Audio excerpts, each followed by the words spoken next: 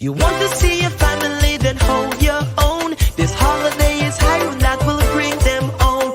No matter where in the world, New York, Spain, or Rome, enjoy ice cold Hiram and bring home your own. This Christmas, Hiram is bringing one of your family members home for the holidays. Just enjoy Hiram 4 for 10. Collect 8 crowns and drop in boxes provided with your name and details. And you could be the lucky winner of a holiday trip back to SVG for a family member living anywhere in the world. England, Australia, wherever they roam, enjoy ice cold Hiram and bring home your own.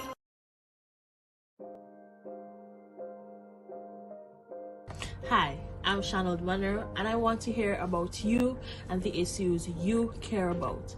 Look for me here every week in the press room, live on Searchlight's Facebook page. We ask a question and you give us your take, or you ask a question and we find the people who have the facts. It's time for real people, real stories, and real talk. Every Wednesday at 8 in the press room on Searchlight's Facebook page. Now, let's talk. Welcome to the press room. I am your host, Shanold Monroe. Every Wednesday evening at 8, right here on Searchlight's Facebook and YouTube pages, we will discuss the issues making the news and how they affect the Vincentian public. Thank you for joining us.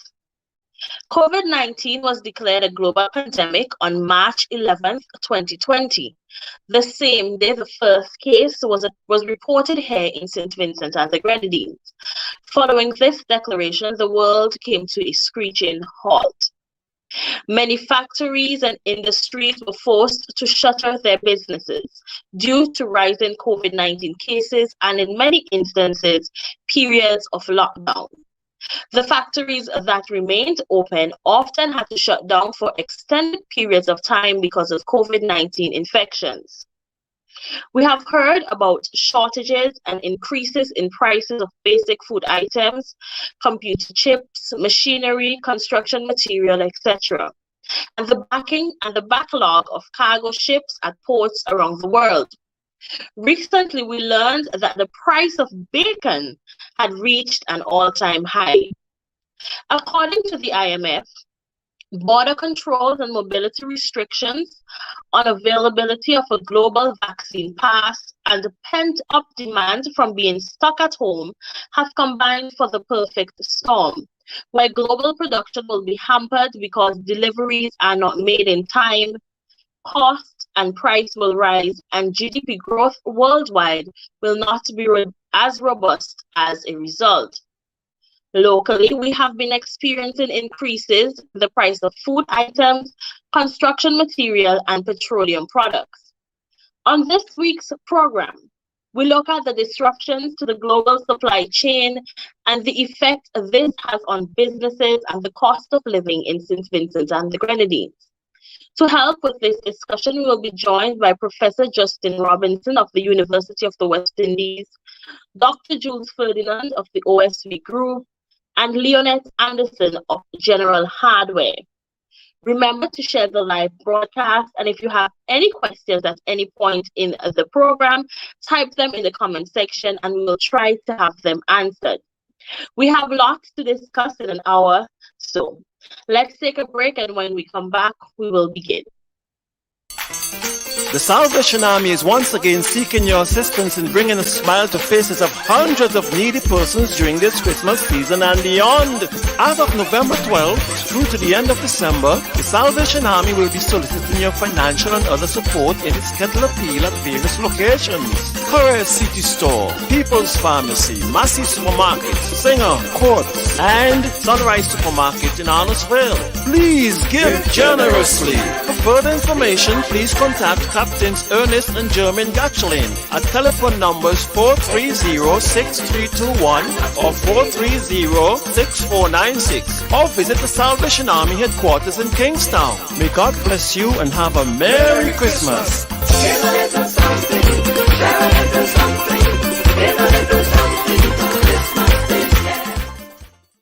You want to see your family, then hold your own. This holiday is Hiram that will bring them home. No matter where in the world, New York, Spain, or Rome, enjoy ice cold Hiram and bring home your own. This Christmas, one of your family members home for the holidays. Just enjoy. Hyroon 4 for 10. Collect 8 crowns and drop in boxes provided with your name and details. And you could be the lucky winner of a holiday trip back to SVG for a family member living anywhere in the world. England, Australia, wherever they roam. Enjoy high school, Hyroon, and bring home your own. Welcome back. Professor Robinson, Dr. Ferdinand, and Mr. Anderson, thank you for joining us. Professor Robinson, it's a pleasure to have you back on the press room. Now, could you explain what caused all this disruption with the supply chain?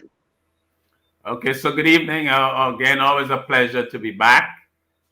So, we are using this term, the supply chain, and, in life, we go around and we take a lot of things for granted. And in many ways, the global supply chain is one of the wonders of modern society, where Vincentians take it for granted that you can go online and you order something on Amazon and it will show up. So that ability to move goods from various parts of the world is really that supply chain, and it's a gift.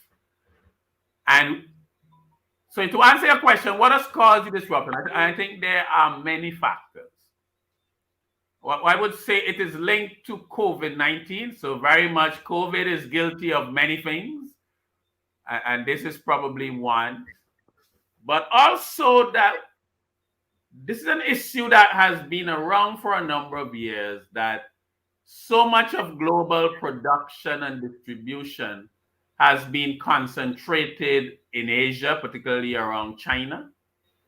So the disruption, so COVID-19 disrupting the capacity to move goods and services from China to the rest of the world has been the major cause of that.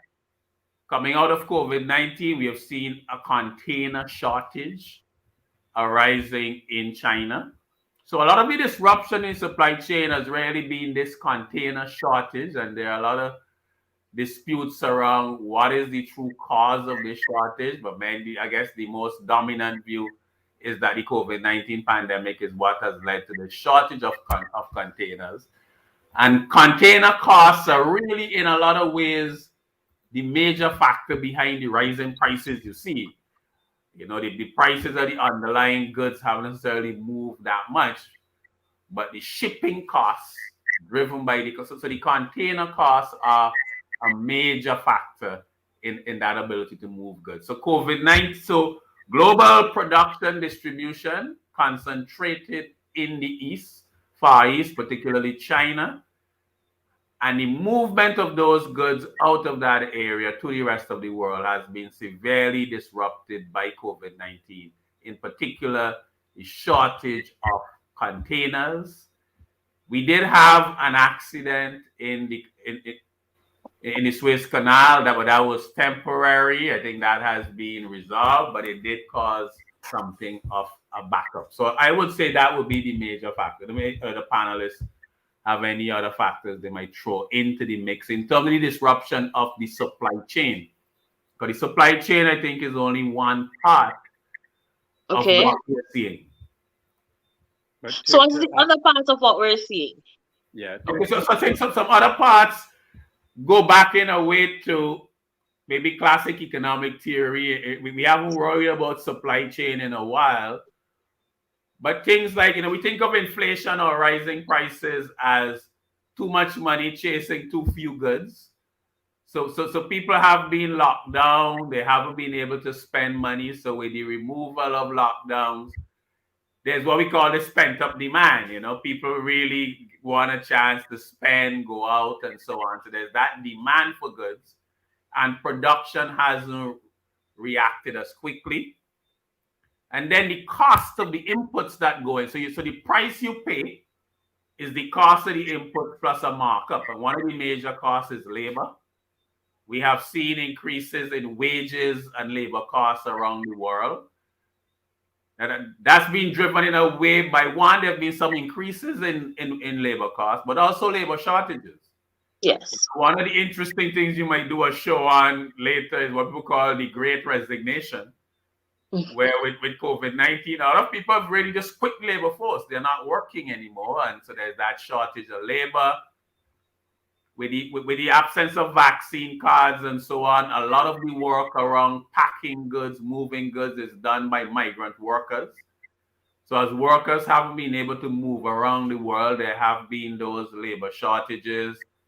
People's kids aren't in school, so some of them are the ability to work. So we've had that disruption in the labor market as well, which has added to the cost of production. Now, if I could add to what Professor Robinson has said too, within recent times, there is a severe shortage of truck drivers to move the containers in Europe and in North America. So much so that they're advertising outside Europe and outside America for truckers to come in and to move. And so, I mean, it's really a complicated situation that we have there. So, Jules, we might have, Leonard, we might have to change careers. Maybe the money is in truck driving. Yes, but I hear what you're saying, but I think it's still beyond that, because say in the US, when I raised this issue, Ms. Monroe, since in February this year, when I alerted people that prices were going up tremendously, it was basically because of my experience and feedback I got from my suppliers, mainly out of the US. Yeah. And they were saying that it was basically because of COVID at that time. There were so many people out of work, and every time there was somebody tested positive for COVID, factories were shut down, had to sanitize and everything and restart. So they lost a lot of time, right? Yes. But in some areas, basic supply and demand, if there's a shortage of workers, right? How come there's a shortage of containers?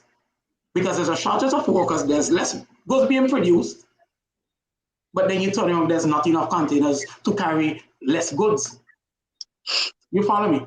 Yes. So it's beyond that, right? Yes. Especially coming out of China. I don't know how many people understand or have been studying the China economics and the way they operate right now. China is a whole ballgame that nobody can understand.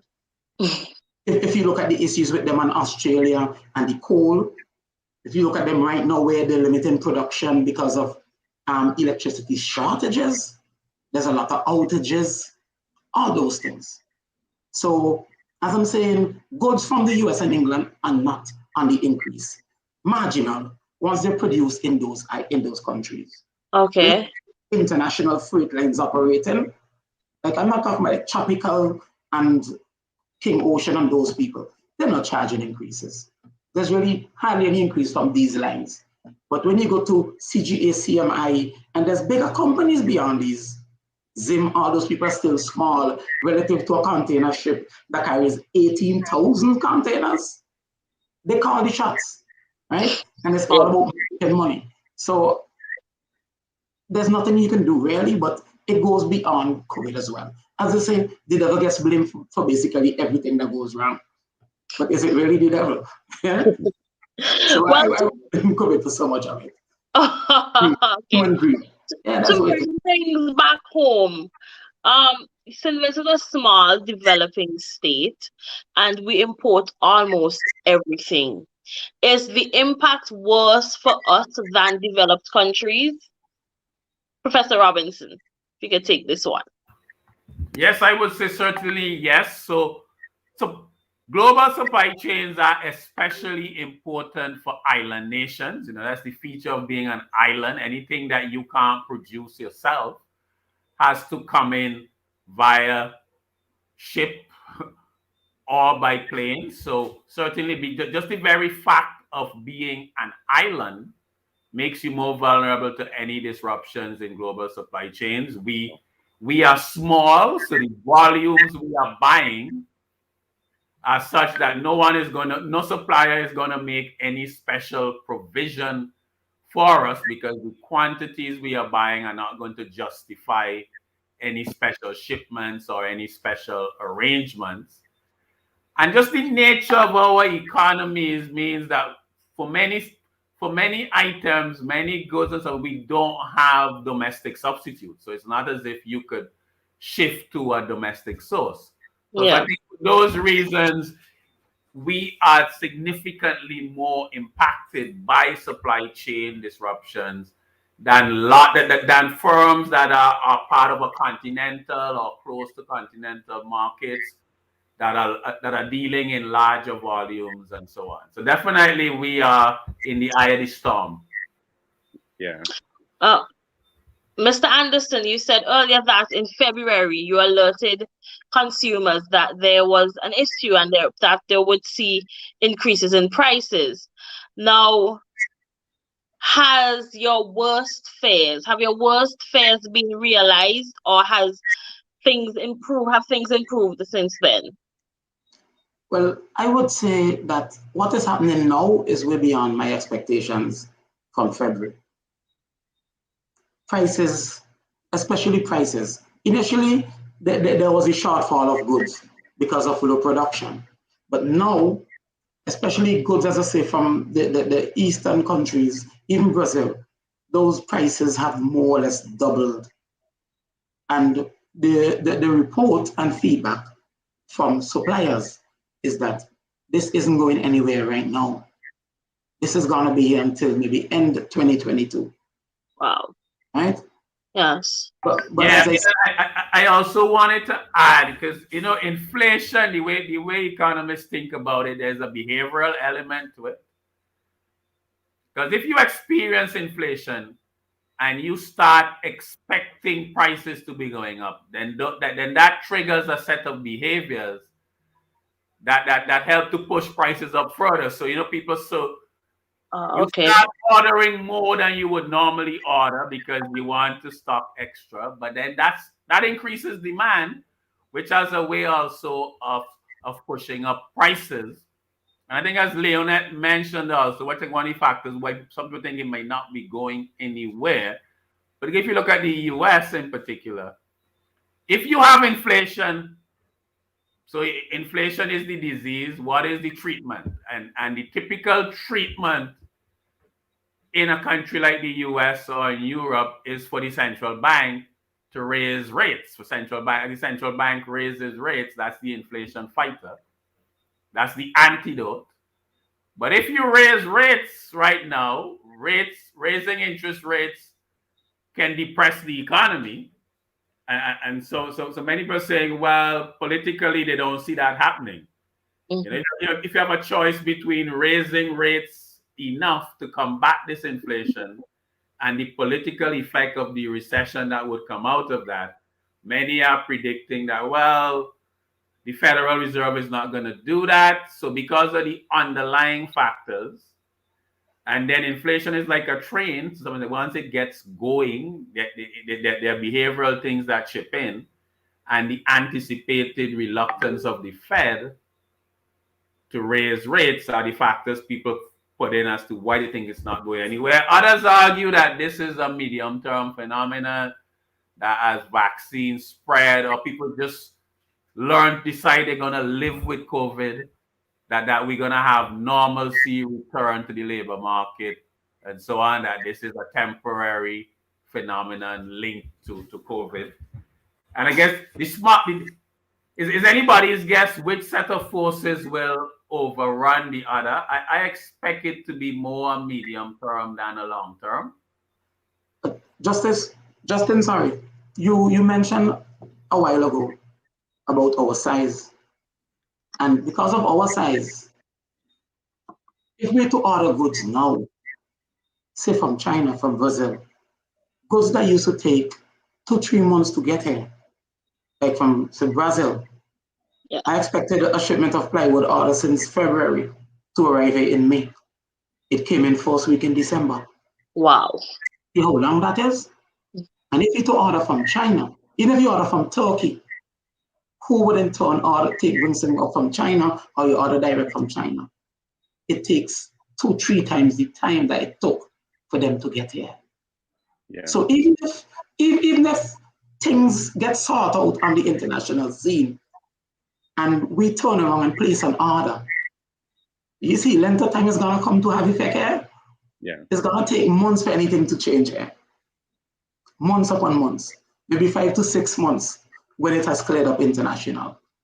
That's how it goes. That's our reality. Yeah. Ms. Monroe, in addition to that too, I mean, the point that Leo has made is so very important in terms of the extended time that it's now taking to get stuff.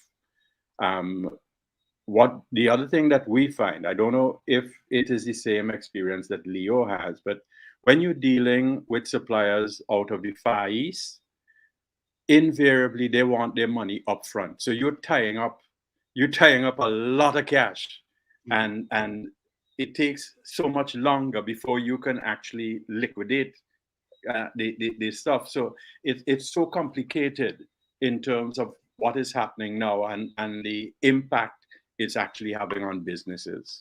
So Jules, I'm so fortunate that I am a small entrepreneur, right? Because I don't have the resources to buy direct from China. I can't tie up the money I have for 6 months on goods before I can get them. So what I have done and what I encourage other small businesses to do is try to source from the US. Tropical takes a week to get here. So you can buy smaller quantities of your major stuff. You can also get from other regional areas. And also, one thing that we can do, because Jules, if you have goods on hand, old stock, I expect your price on those to be current. You understand me?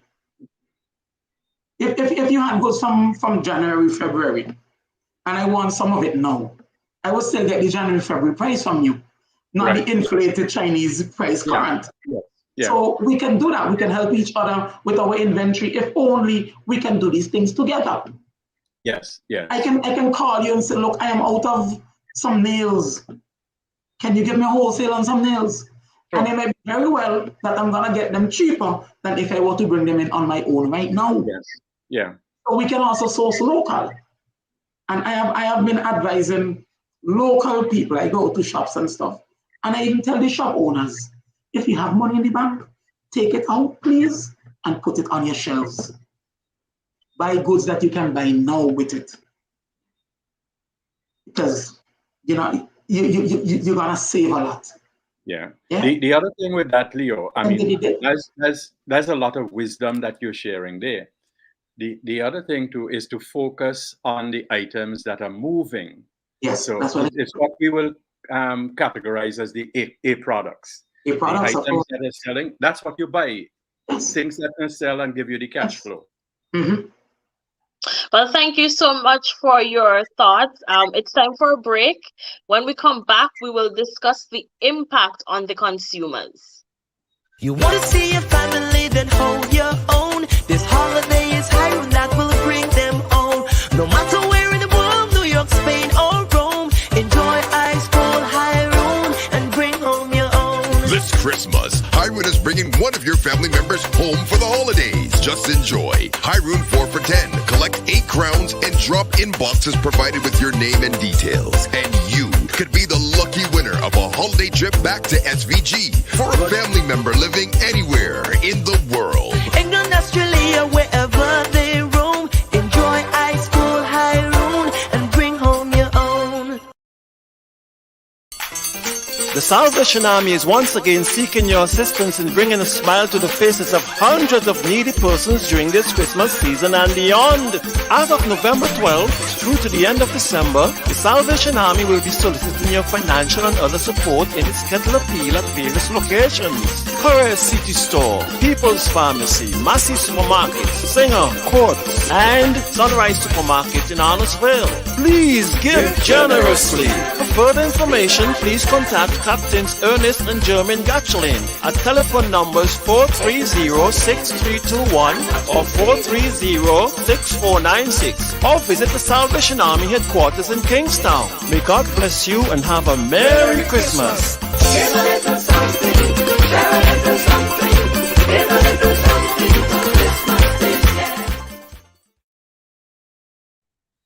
Welcome back. And remember to our listeners, if you have any questions, please leave them in the comment section and we will try to have them answered at some point in the show. Dr. Ferdinand, you've spoken about the supply problems and, the expected price increases, but how have consumers been reacting to the price increases, if there have been any significant increases? And have you seen a change in the spending patterns? Well, I think if we are to do a very close examination of the customer or consumer behavior, I think it is true to say that persons are holding back a bit in the spending. I mean, they're going to buy what they perceive to be the essential items. I think it is also true to say that, and maybe Leo going to be able to tell us his version of, in terms of what he has observed. I think people are still spending on building materials. I mean, people will still build. They still move in the direction of improving their households and that kind of thing, especially around this time of the year.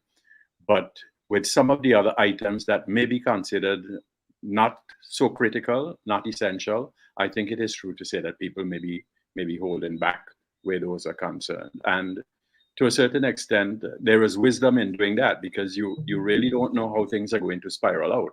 And therefore, you need to be very wise in terms of how you spend your money. Now, Mr. Anderson, it's the Christmas season, and in St. Vincent, everyone takes this time to, put out the best, as we say, dan, and fix up the house. Have you seen any changes in spending patterns of customers? And how have they been reacting to any price increases that you have had to put on products? Well, even before Christmas, you would have noticed that people would ask for prices, and people have become so concerned about it now and aware that you will see them come with the paper with the price comparison. Prior, they might just come to you and say, okay, I need this. Now, they have everybody price listed, and they're going to tell you, oh, but this person is cheaper by 50 cents, or oh, your price is good, or whatever. But things are definitely changing. But Vincentians have always been house proud. Yes. I think that stands out about us more than any other thing in the Caribbean. No matter how poor you are, the first thing you want to do, but it used to be like that, is to get a house of your own, or a piece of land, and rent a piece of land, whatever. But strangely enough, the repairs and maintenance of houses, small man business, has been the core of any hardware in St. Vincent. It amounts to about 80% of your business. Okay. There's still a lot of that, but you can still see that there's a little impact, but it's still going on. Yeah. Who I am mainly concerned about are the people who would have gone to the bank, the young professionals, people who just got married, want a house of their own, people, maybe not people returning back home so much, because they might have the resources, but the young people who would have gone to the bank and committed to a mortgage last year or early this year, it's hard for them to finish a house because prices have almost doubled. Prices have gone between 50% increase to 100% increase on construction material. Thankfully, it has not happened to an item like cement. And it supports our point. Cement is manufactured mainly in the Caribbean. The cement that we get is manufactured in the Caribbean. So there's no real increase or any transfer of costs that these suppliers have to add to it, right? Yes. So that's just one point to highlight that. But the other goods have really, really gone crazy with pricing. How do people who have a mortgage afford to finish that house where they had a $300,000, but it's now going to cost $400,000? They may have to lessen the amount of rooms they have, or do like you used to do before, cut stuff where you don't put in tiles this time, or you don't put in certain rooms, that kind of thing. It might help a bit, but really and truly you're still burdened with the mortgage. Or are you able to go to the bank and get more funding? A lot of times it's hard because you might have maxed out you have 42% that the financial institution allowed you as a repayment. So how do you move forward? How do you finish? Imagine the frustration, right? And then there's the other people now who had intention to go and borrow to build a house. They also have to restructure and they also have to cut back. So I am hoping really that this thing doesn't last too long because it's gonna affect us. And we know when things like this happen, our economy is driven mainly by construction. So when people build less or smaller, spend less money on construction, what happens to the construction workers? What happens to everybody? Who then they would go by, it's a domino effect because they didn't have to take this dollar and go and shop down the road. On a Friday, a construction worker goes with half his money, maybe less, because he lives heavily, right? Yeah. So what happens to the shopkeepers? What happens to everybody? So let's hope that this doesn't stay too long because it will have serious effect on all of us. And I also just wanted to add that the official data does point to a sharp increase in prices. You know, so economists measure this by the consumer price index and the percentage change. So certainly in the US, the most recent number is about 6.2%, which is the highest level since 1990. And if you go to like the Eastern Caribbean Central Bank site and you look at the data for St. Vincent, you know, in December 2020, the rate of increase was measured at like 0%. And at June, it was measuring at 1.26%. So again, a dramatic spike. Yeah. If you look at it on a graph, so there is, so even the official statistics, which tend to lag and to come after, because you have to go and do the surveys, are pointing to some levels of inflation that haven't been seen since the early 1990s. So Justin, it might be very well more than that. More than that. You said I was lying, right? Yes, a lagging indicator. And you know, and a lot more than that, yes. It lumps everything into that basket. So it doesn't tell you much about the price of a specific good, which is what you are saying, some of the stuff has gone up. But when you see the average level go up that much, it's really telling you that there is some serious. And if you look at it on a graph, you can see where inflation really wasn't an issue. And I mean, as consumers, we always want things cheaper, and you go in and you quarrel and so on. But the official statistics are showing price increases at a rate that we haven't seen since the early 1990s. Yeah. Well, Professor Robinson, I'm glad you brought that up. Earlier in the show, Mr. Anderson said that this problem might carry on until the end of 2022. And you touched on it shortly, and you said that this might be a medium term, not long term. Could you tell us how long, if you could estimate, do we expect to see this increase in cost of living? And do you see a decrease happening anytime in the near future? Right. So I think it's going to be a battle between different forces and which will win out.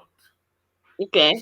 So at one level, you have the supply chain disruptions with the container shortages, the shortages of workers, and so on. I expect those to decline in the advanced countries over the next 6 to 8 months. That's sort of my estimate for that. On the other hand, you have the inflation expectations. When they get built in, that builds up momentum. And things like the Biden stimulus plan, you know, that level of spending, that level of money printing. Because economists tend to associate inflation with money creation, where governments are printing money. In response to the COVID-19 pandemic, I mean, massive amounts of money have been printed. I think that's more structural. That could take longer to play out. So how that balances out. So when I look at that, my guess would be about 9 months. But to take Leonette's point, after that plays out in the developed world, then because of the backlog with shipping and shipping times and so on, it could then be another 3 to 6 months before we see changes on the ground in economies like ours. Okay. So I Doctor, say a year to 15 months, we could be wrestling with this. that's a very long time. Dr. Ferdinand, um, how can consumers and businesses in SVG mitigate the effects of these increases now and in the future? Well, I don't think it's an easy or straightforward response to that type of situation. I think what we can see is the situation where persons will be forced, for want of a better word, to become more frugal, to spend with a little bit more wisdom, to make sure that the focus is more on essentials and less on nice to have type situations. I think we will see that played out going forward. The other thing we have to watch out for with what is happening, also linked to what is happening with the supply chain and the points that Justin has made in relation to what is happening in some of the developed countries, is what is also taking place with the price of commodities. I mean, it is amazing how the commodities are also spiraling up, and that is going to have a runoff effect. Let's take, for instance, the production of flour and animal feed here in St. Vincent. Already we have seen where the price of animal feed has had to go up. I mean, because the inputs have gone up coming out of the United States. So the price of a bag of chicken feed has gone up. One of the chicken farmers told me by about $5 for a 50-pound bag. Now, it is unlikely that the farmer will try to absorb that. The farmer has somehow to pass that on. So we will see that knock-on effect on the locally produced stuff as well. Fortunately for us in St. Vincent, we have been known to be a people who produce a lot of ground provision. We have a lot of breadfruit, and as simple as it may seem, the availability of those items will help in terms of keeping things going, because it becomes very, very important for us to look at how we spend our money. And if we could concentrate on having money that will circulate locally, it helps everybody else. The spin-off effect, and I think Leo described that so very vividly earlier on, because as we support each other's businesses, it has a knock-on effect, and we can see the money circulating. Mr. Anderson, you use the example of a married couple. They got their mortgage and they want to build a house. How can they mitigate these effects of the increases, and you as a business owner also, now and in the future, because we just got a very scary timeline from Professor Robinson? Well, as Jules said, I would endorse what he said. I would also want to add that the married couple you talk about, and I mentioned it earlier, would have to go and review what they're about to do. They need to see how they can cut corners, not by sacrificing quality, but quantity. We have to now live within our new means in this new reality, right? So rather than building a 4-bedroom house for when some relative come to visit, they have a room. No, build 2-3 bedrooms. And with our topography, you should also look at now creating an apartment for rental. In the past, you might say, oh, I don't want nobody live in my yard. But no. And I know Vincentians are always comparing ourselves to Barbados. And I have to make this point. When you go to Barbados, almost everybody has some place to rent. Barbados has done that a lot. Justin, you know that there's always place to rent in Barbados at somebody home. I think Airbnb must do the most Caribbean business in Barbados. Because the people are serious. When they build, they have a space to rent. And we have to become more like that. And a lot of times we put our pride aside, and it's not even pride, it's initiative. We have to focus and move ourselves forward and see how we can better ourselves and our economy. Because remember, these people come to share our lifestyle and our culture. Yes. And living in your house is one of the best experience they're gonna have, right? They're gonna have the privacy and everything, but in your yard, and they would, I would say, experience the true Vincentian life. And we will have so much feedback from this and so much positive growth. So I guess it's a plus if we really approach it like that. Yes. Go back let me jump in here and say too that as a people, we have so much potential to grow our own food in our backyard. We need to move more in the direction of that. I mean, I have seen the elderly, the diabetics, and so on, with a little encouragement and maybe with a little start to give them some seedlings and so on.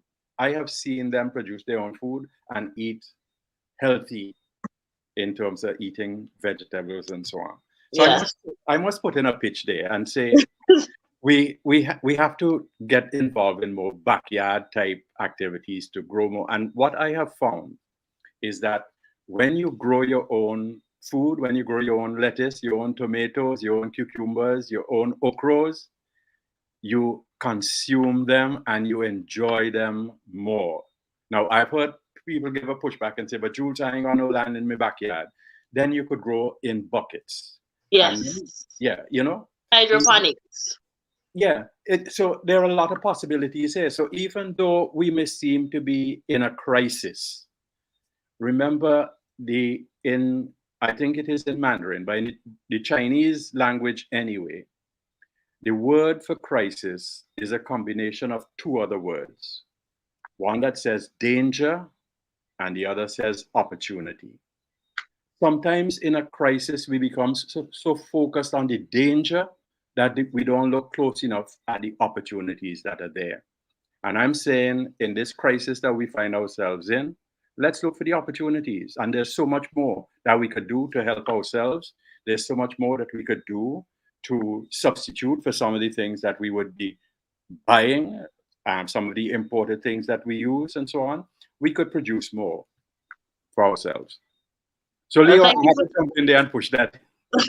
Thank you for that, Dr. Fudge. Also, I mean, one of the things we could look at, I mean, it's more of a public policy issue, but depending on how certain taxes are levied, as the prices of goods landed go up, it may very well lead to some significant increases, potential increases in government revenue, depending on how the taxes are levied. Yes. So that may be one area that the state or the government might look at in terms of how certain taxes could be adjusted, because you know, sometimes taxes are like levied on the landed price or something like that. So depending on the structure of the particular tax, that landed price shoots up. Yes. Government revenue might overshoot certain targets, so that there may be some flexibility in there that the officials would have to look at. Obviously, they have a lot more precise information on this than I do, but again, it's something you might look at in terms of providing that, because as prices go up, you know, I mean, the dollar could only stretch so far, and there are only so many domestic alternatives. So, you know, as people's limited dollar goes, then it's going to have a knock on. I mean, as I said, you know, if people spend more on if they cut back on their construction, less money in construction workers' hand, less money in the shop, etc., etc. So that whole negative multiplier effect could be quite significant. So I think there are also some public policy issues to be looked at in terms of where can there be some targeted relief. Well, 1 minute. yes. I had raised that issue in my interview in February about the higher cost of goods imported. It means more revenue at the port. Right. And I think it was misunderstood at that time because the 1% CSC, custom service charge, the increase, the 1% increase was pending. And people took it to mean that government would make a lot more money off of that, which wasn't really the intention. The intention was that the goods, the same goods, a product that used to cost $100 and you used to pay $50 at the port on it. When it comes in now at a higher cost, you're paying $100. So it'll be interesting to see if the port revenues would really have gone up. And remember, these increases are based mainly on the freight. And I know people say Guyana just struck gold, so they can do anything. But what the government of Guyana did, and I'm not saying that we should do it because, I mean, here's an opportunity for us to make more revenue and develop our country more. What the government of Guyana did is ask the business people for a previous invoice, freight invoice. Show me what your old freight was, and that's where you're gonna cost your goods on, not the new inflated freight. That shows, and let me make a point. A container load of goods from China in February cost 3,000 US. There are reports now that it is 22,000 US. It has gone up by 18,000 US. And the customs are gonna charge you duties On that. on $22,000. And Wow. what Guyana did, they said, no, we are gonna charge you duty on that $3,000 because we don't want to profit and make this whole sort of money off of something that is not your doing. And I think that would help their economy tremendously. But the thing is, you have to balance it because you don't want, remember, less goods are gonna come in now, you know, because when goods are more expensive, people are gonna buy less. And you don't want to have a shortfall in your budget or anything at the customs. But maybe it's a way for government to look at and say, okay, let's offer some relief. Because me, as a business person, if I had say lumber is price controlled, everybody would know it's 35% markup on lumber. If the price goes up, maybe you can say, boy, it's price controlled, but let me offer better discount to certain customers because they're hard hit. Other items you may put on a 50% on. Take 40 now because you're making basically the same margin.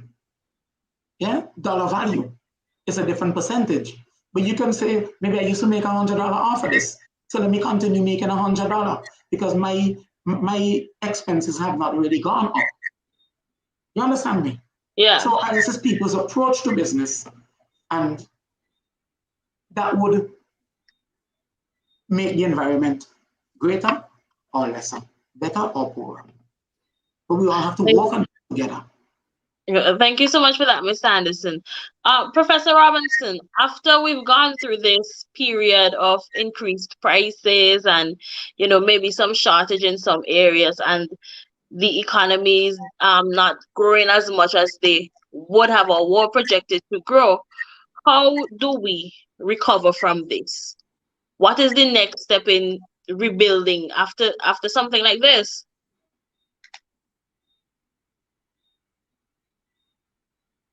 You're muted. You're muted. Yes. Yeah. So, you know, the growth and recovery strategy after COVID is the major public policy issue confronting virtually every nation. Now, the good thing, hopefully, is that this is not something we hopefully experience as a sort of once in a 100-year event.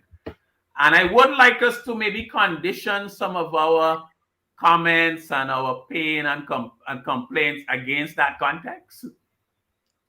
You know, this was a pandemic, a natural, a sort of phenomenon, a rare event. And with all the challenges, most of us are still here. You haven't had, I mean, every death is special, but we've still gotten through this and evolved.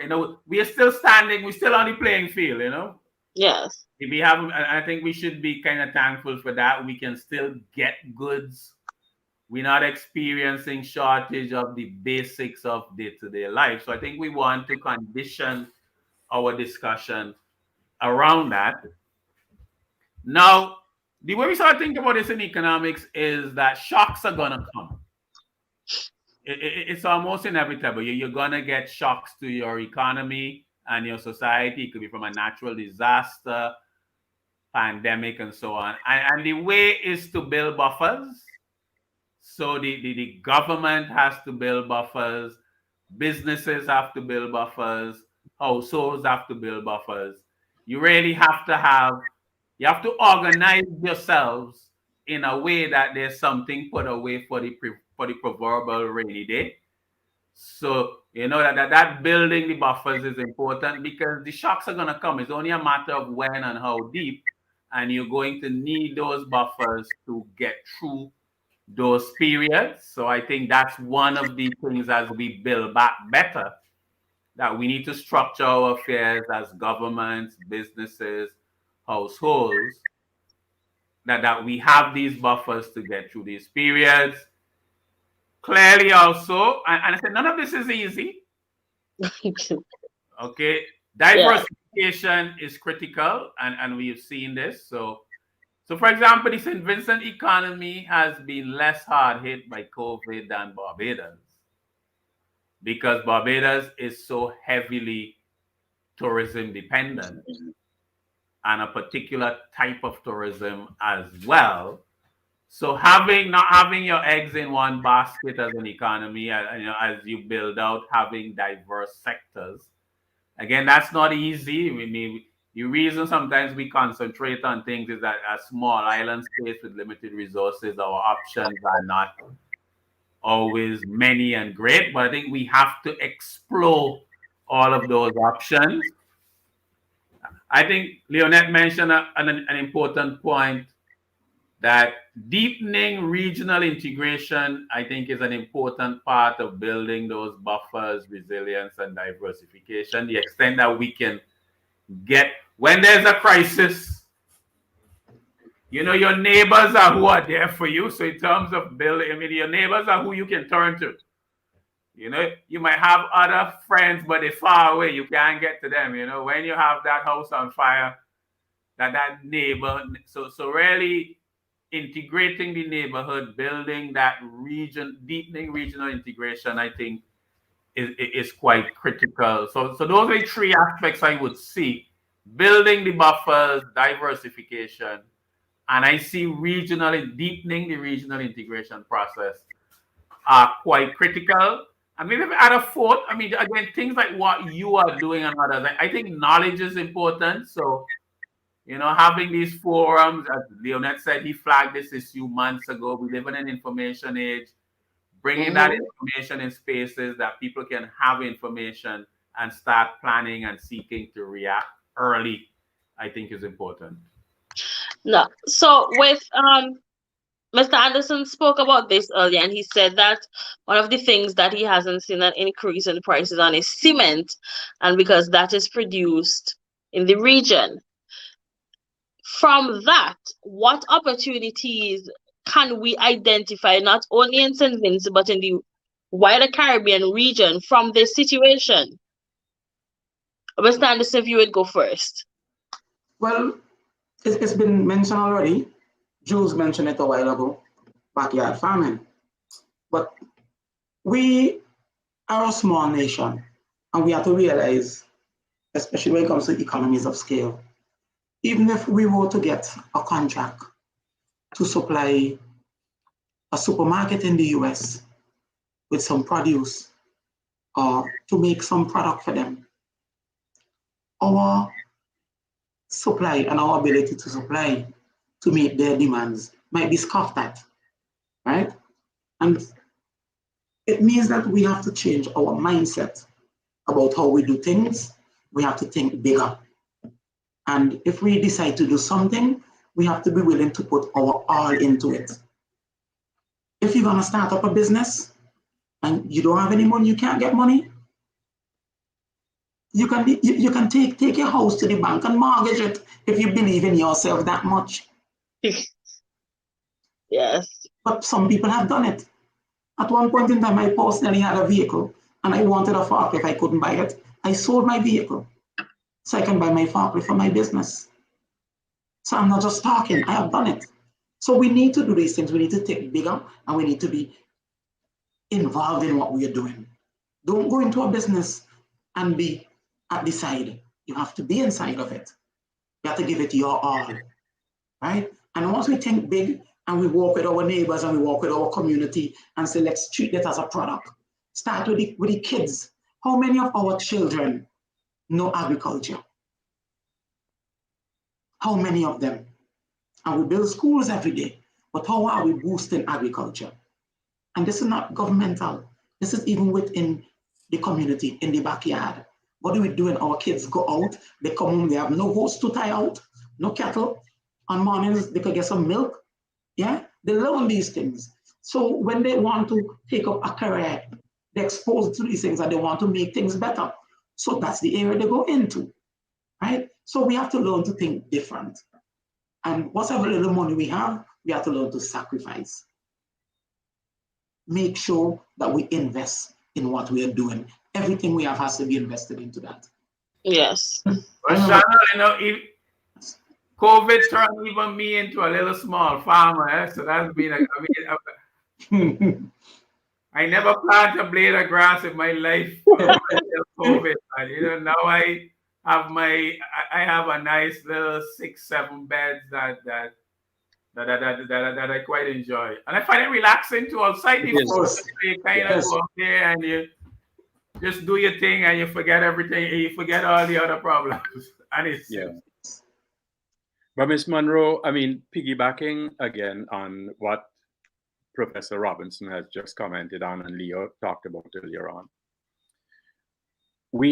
it is so very important that, again, I go back to what Leo is saying about the importance of changing the mindset. We need to encourage our brightest and our best to look at agriculture. I mean, yes, there's nothing wrong with encouraging them to go into medicine and to do law and so on, but we also need to encourage them to go into agriculture. And in today's age where there is so much technology that can impact positively on agriculture, I think it is one of the areas we in St. Vincent need to focus on more intently. But the other thing, to piggybacking on a thought that Leo just shared there, is the need for us to look at how we could work together with it. What I mean by that, like Leo mentioned, that no individual farmer really can supply like a supermarket chain not even in Trinidad and Tobago. But if we come together, we could do it. Take, for example, we have in St. Vincent some very good producers of arrowroot farine. It's done in Greg's, it's done in Dorsetshire Hill, it's done in other parts of the island. Good quality. But no one of those producers can supply a supermarket in Trinidad. But if they could come together as a co-op, it can be done. Yes. So again, I think it has to do so much with the change of the mindset, where people have to learn to give up their small territory. So rather than be a big player in a small pond, how can I be in a big pond and really get more out of the activities? We have to change the way we think, and we have to change the way we focus on agriculture. Well, that's very true. I think COVID brought out the enterprising nature in a lot of people, not just in St. Vincent, but worldwide. Yeah. And Mr. Anderson, you made a point earlier on, and about Guyana and them charging the freight based on the previous price that you paid and not the inflated rates. What else do you think a government, or do you think this government, we're talking about in the context of St. Vincent, can do to help suppliers and consumers as well at a time like this? Well, I think it would be a bold step, but an approach I would like to see is the offer of help. Help business people. Let's have a forum where they can voice their problems or any concerns they have and see how we can help, because it's not all about taking from them. Because we all know if a business fails, there's 5 more going up. Sure. But that's not the we're going to start all over again. Employees are going to be out of work. It goes on and on. But if there could be a means, a way of getting to businesses and having even the government organizations stop looking at business people as an enemy. Because a lot of business people feel like that. They're there just to pay their dues, and that's it. If there could be dialogue and communication between small business, because yes, we have like a chamber of commerce who will meet with the government from time to time, but the small businesses are not part of that. What's the avenue for small businesses? Who's reaching out to them? Yes. Yeah. So things like that would be a wonderful move on the part of Yes, Dr. Ferdinand. Yeah, I agree with Leo with that. The as well trained and experienced as the technicians are in the various government departments, they don't know everything about everything. And sometimes it's amazing where the brilliant ideas will come from. I mean, those of us who have been in business can testify to that. It's not the CEO or the CFO who very often will come up with the best strategy. I mean, yeah, they have a helicopter vision and so on, but sometimes it's when you make time to have the conversation with the person who's cleaning, the person who's driving, the person who is delivering the messages and so on, that you get a richer insight. And so piggybacking on what just Professor Robinson has said, and also supported by what Leo has said, there is wisdom in creating an avenue where business persons, small and large, can have dialogue with those persons in the various ministries that come up with the overarching policies and so on, and see what may be the solutions to the problems that we are facing. Sometimes the solutions are there coming from the belly of the people. If we would only create an opportunity for them to express themselves and to share their insights. That idea that Leo shared there about what Guyana is doing is a fantastic one. I mean, it is probably something that we need to look at more seriously in terms of stabilizing the economy at this time when we're going through some tectonic shocks. Professor Robinson, would you like to add anything extra? Okay, yes. So much of the inflation we have is what economists call imported cost push inflation. The inflation didn't arrive from domestic factors. So it's really from factors outside of St. Vincent. So our capacity to fight it is to some extent limited, but it doesn't mean that you are incapable of doing anything. And it becomes more important to actually not to miss any opportunity to do what you can do. So at the level of the policymakers, I do think you need that detailed analysis to see where your revenue is overshooting expectations because of the inflated prices, and what adjustments can be made without damaging the public finances. And I'm always of the view that on a lot of things, leadership matters. So causes, issues, you need champions, you need people out there putting the perspectives and really forcing the discussion. Because a lot of time discussions are where people come to show off and you listen and who know more and who is right. But the purpose really of a discussion should be to generate ideas, exchange ideas, and that you move towards the best possible solution. So that when I think that, so sometimes people say it's just talk. I mean, and it can be just talk, but the purpose of talk is to engage others so that you can refine and improve your ideas. So I think having a champion and leadership on this issue, putting the perspective of the small, medium-sized businesses, the consumers, the government, but we really a can-do perspective. How can we address this issue in a way that minimizes this damage, which didn't originate from anything Vincentians did? Thank you so much, Professor Robinson. We will take a break, and when we return, we will ask each of our guests to make their final contribution.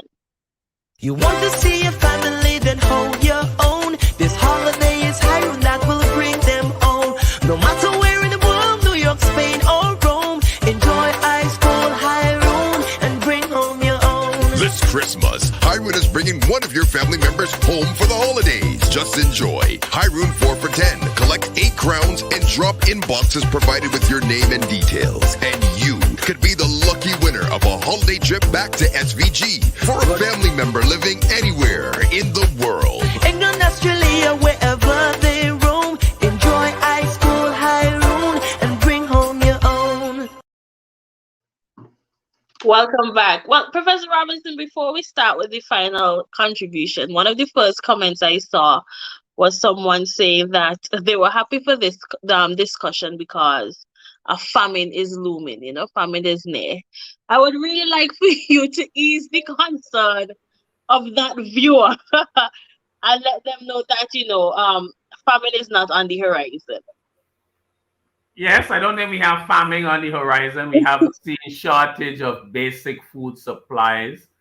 It might cost, so certain things that you like to get from overseas are going to cost you more.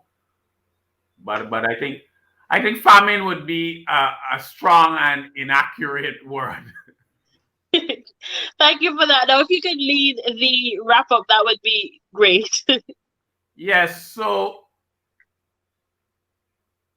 shocks always come to economies. Shocks are a fact of life. You're living, you can get sick, things are going to happen to you, and so on. And the same way with the economy, the society, we are experiencing this unique shock from the COVID-19 pandemic. And alongside the health effects of the pandemic, those health effects are really feeding into this global supply chain, which is something that has been functioning there below the surface, getting no love, no respect, nobody noticing it. You just take it for granted, but we realize how interconnected we are and rely on this mystical thing called a supply chain to get so many goods and services. It has been disrupted. The impact is significant and real. And in small island states like SVG, we have to put our heads together, put our differences aside as far as we can to find ways to really mitigate this clear and present danger, because these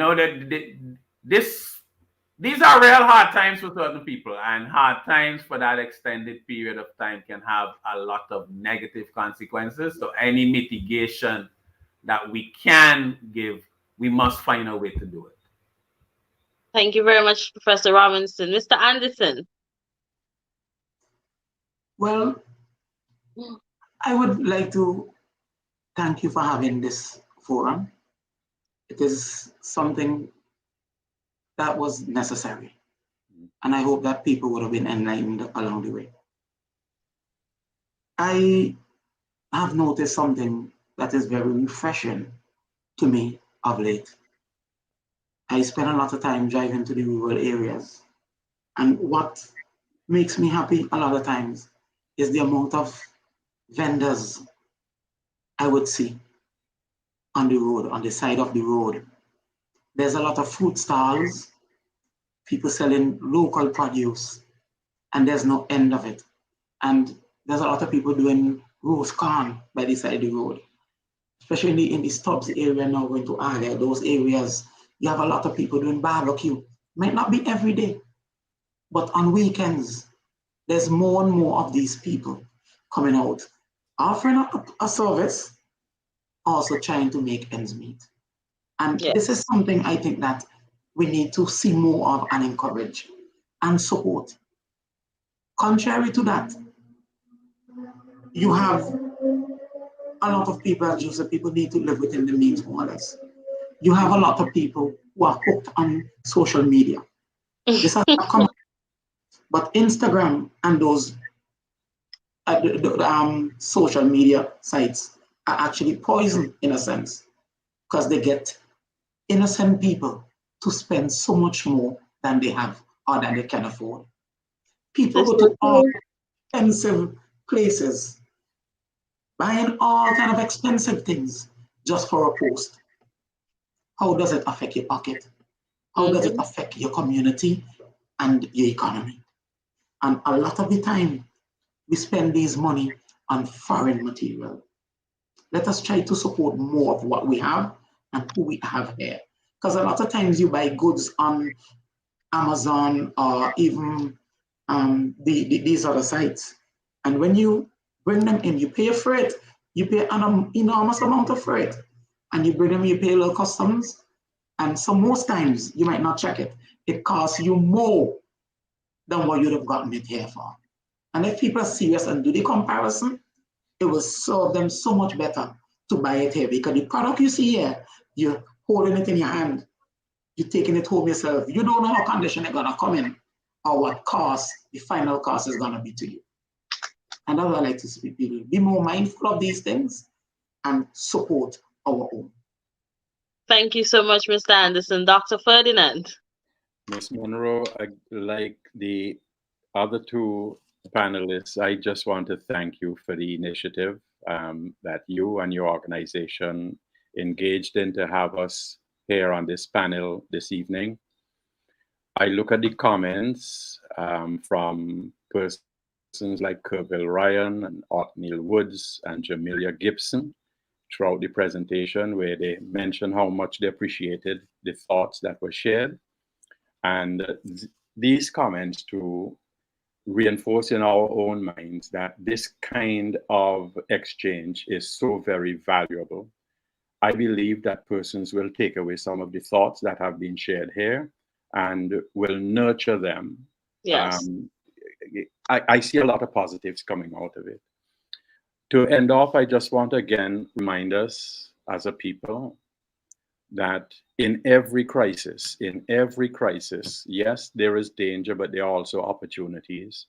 And we need to focus more intently on the opportunities that have been created by the crisis that emerged from what is happening with the value chain, the crisis that has emerged from what is happening with COVID, the crisis that emerged from the eruption of the La Soufrière volcano. All of those have opportunities in there for us if we would only look.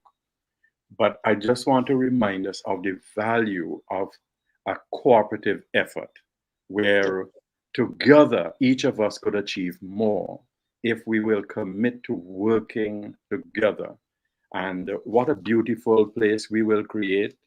What a more beautiful culture we will see emerging from St Vincent and the Grenadines when we are prepared and when we are able to work across differences and to make this place a much more beautiful place to be. So thank you very much. I really appreciated being on with you and with the other panelists.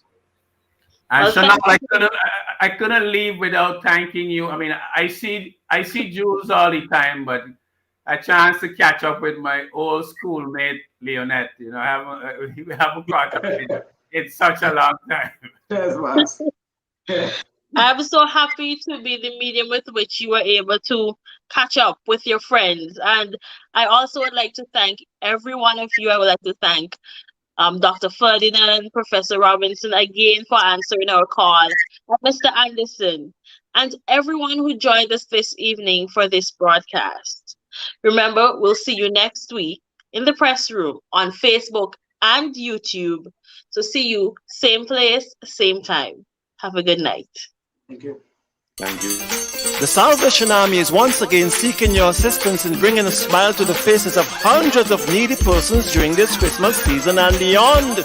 As of November 12th through to the end of December, the Salvation Army will be soliciting your financial and other support in its kettle appeal at various locations. Courier City Store, People's Pharmacy, Massey Supermarket, Singer, Courts, and Sunrise Supermarket in Arnoldville. Please give generously.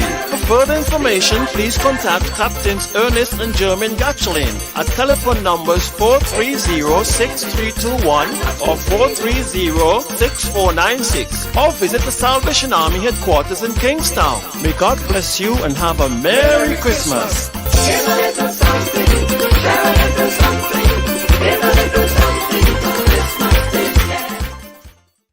You want to see your family, then hold your own. This holiday is high room that will bring them home. No matter where in the world, New York, Spain, or Rome, enjoy ice cold high room and bring home your own. This Christmas, Hyroon is bringing one of your family members home for the holidays. Just enjoy. Hyroon 4 for 10. Collect 8 crowns and drop in boxes provided with your name and details. And you could be the lucky winner of a holiday trip back to SVG for a family member living anywhere in the world.